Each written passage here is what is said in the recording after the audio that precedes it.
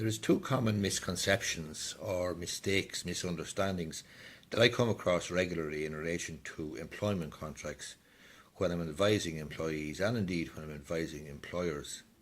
The first thing I ask most employees is to send me a copy of their employment contract. And many times they'll simply say to me, I don't have a contract. What they actually mean, obviously, is that they don't have a written contract. But clearly, if somebody's in a job for 12 months or 12 years, 5 years, whatever length of time, and they're showing up for work, they're doing the job, they're carrying out reasonable direction, they're following the various rules and regulations and procedures in the workplace, and they're getting paid, well, that's the contract. It just hasn't been committed to writing. But it is a contract of employment. There's no two ways about that.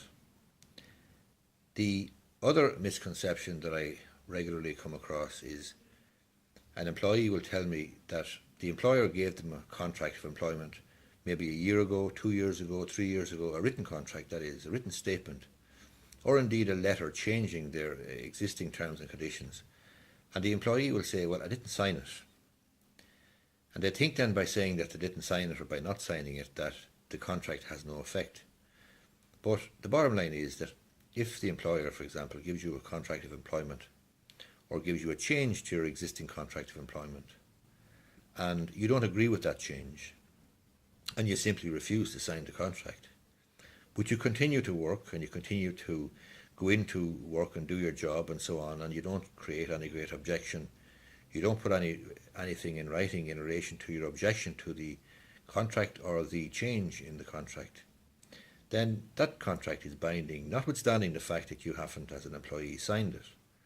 So a lot of employees think that if they haven't signed the contract, well then, even though the contract may have provided for example, 1 month's notice when they're leaving, that they don't have to give such notice. Well, they actually do, because you can't pick and choose which terms and conditions of the employment contract apply to you if you have worked away happily enough for a while, a good while, a number of years indeed, even though you may not have signed a written contract. So the two takeaways from this: number one, even though you as an employee may not have signed a written contract, does not mean that that contract is not binding on you if you have performed the terms and conditions of that contract over a period of time and you've done so without any objection. Secondly, the second thing I wanted to say is that if you don't have a written statement of terms and conditions, you don't have a written contract of employment, that does not mean that you don't have a contract of employment. If you have performed a job, if you've worked away for a period of time, you have a contract of employment.